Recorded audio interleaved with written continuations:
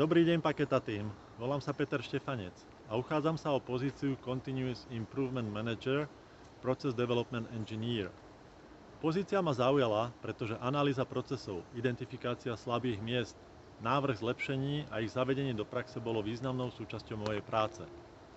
Mám rád kultúru, kde rozhoduje výsledok, otvorená komunikácia a schopnosť dotiahnuť veci do konca.